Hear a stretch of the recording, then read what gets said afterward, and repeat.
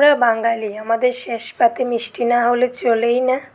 তো শেষ পাতে যদি থাকে এমন রসমালাই, তাহলে তো আর কোনো কথাই হবে না। তো আমি আবারও হাজির হয়েছি নতুন একটি রসমালাইয়ের রেসিপি নিয়ে। নমস্কার বন্ধুরা, গৌরী রেসিপি অ্যান্ড ব্লগ চ্যানেলে নতুন আরেকটা রেসিপি দেখার জন্য সবাইকে অনেক অনেক স্বাগত। আজকের রেসিপিটি খুবই সুন্দর এবং মজাদার হতে চলেছে। তো অবশ্যই তোমরা রেসিপিটাকে স্কিপ না করে পুরো রেসিপি দেখবে। তা রেসিপিটা দেখেই তোমরাও বাড়িতে খুব সহজেই রসমালাই বানিয়ে নিতে পারবে। তো আমি আজকে ব্রেড দিয়ে রসমালাই বানিয়ে দেখাবো তোমাদের। তো অনেক সময় কী হয়, আমাদের খুবই রসমালাই বা মিষ্টি খেতে ইচ্ছে করে, তো হাতের কাছে না থাকায় আমরা এভাবেই ঘরে বানিয়ে খেতে পারি। তো আমি রসমালাইয়ের জন্য প্রথমেই ক্ষীর বানিয়ে নেব। তো ঘি দিয়ে কড়াইতে আমি 200 গ্রামের মতো দুধ দিয়ে দিয়েছি। এটাকে এখন আমি ক্ষীর বানিয়ে নেব। দিয়ে দিলাম 1.5 চামচ গুঁড়ো দুধ, দিয়ে ভালোভাবে নাড়তে থাকবো তো দলা পাকিয়ে না যায়। দিয়ে দিলাম চিনি, ভালোভাবে মিশিয়ে নেব এবং নাড়তে থাকবো। যারা চ্যানেলে নতুন বন্ধু হয়ে আসছো, প্লিজ চ্যানেলটাকে সাবস্ক্রাইব করে পাশে থাকবে। আর রেসিপি ভালো লাগলে লাইক কমেন্ট শেয়ার করে দেবে। তো আমার ক্ষীর বানানো মোটামুটি হয়ে এসেছে। অনবরত নাড়তে থাকতে হবে, নাও পোড়া লেগে যেতে পারে।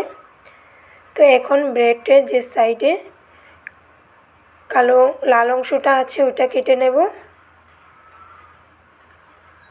কেটে বাদ দিয়ে দেব।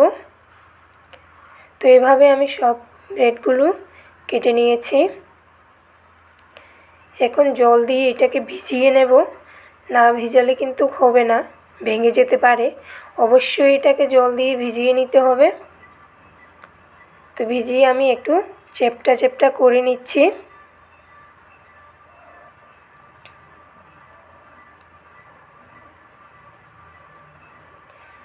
তো আমি দোকান থেকে যখন ব্রেডটা নিয়ে এসেছিলাম, এটা ফ্রুট ব্রেড চলে এসেছে। আচ্ছা যাই হোক, কোনো অসুবিধা নেই। তো এখন আমি পুরটা দিয়ে দিচ্ছি। পুরটা দিয়ে ভালোভাবে এটাকে রসমালাইয়ের শেপ দিয়ে দেব। তো এভাবে আমি সবগুলো একে একে রেডি করে নিচ্ছি।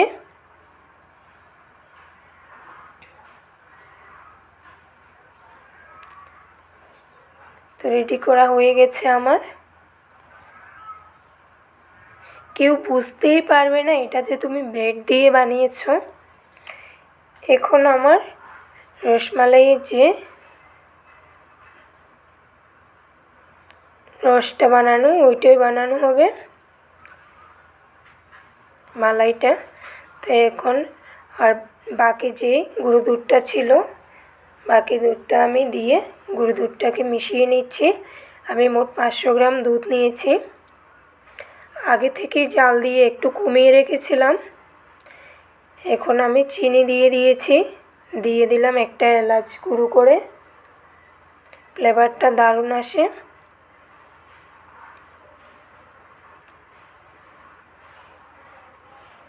তো আমি অর্ধেকটা মালাই কমিয়ে নিয়েছি, বাকিটা রেখে দিয়েছি। দিয়ে আমি এখন রসমালাইটা বসিয়ে দিলাম। যে মালাইটা আমি তুলে রেখেছিলাম ওইটা দিয়ে দিচ্ছি।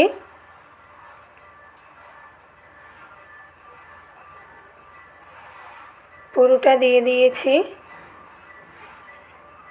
এমনভাবে দিতে হবে যাতে এটা ডুবে থাকে, কারণ কিছুক্ষণ পরে এটাকে টেনে নেবে ব্রেডগুলো। তো আমি মোটামুটি গরম গরমই দিয়ে দিয়েছিলাম, না হয় তুলতুলে নরম হবে না। এখন উপর থেকে আমি কাঠবাদাম দিয়ে সুন্দর একটা ফিনিশিং দিয়ে দিচ্ছি। এটা দেখতে যেমন সুন্দর হয়েছে, খেতেও কিন্তু দারুণ হয়েছে। তো আমার আজকের রেসিপিটা কেমন হয়েছে অবশ্যই কমেন্টে জানাবে, আর ভালো লাগলে লাইক কমেন্ট শেয়ার করে আমার পাশে থাকবে। প্লিজ চ্যানেলটাকে সাবস্ক্রাইব করতে ভুলবে না। দেখলে তো বন্ধুরা কি নরম তুলতুলে হয়েছে। তো আজকে এ পর্যন্তই, দেখা হবে নতুন রেসিপিতে। টাটা সবাইকে।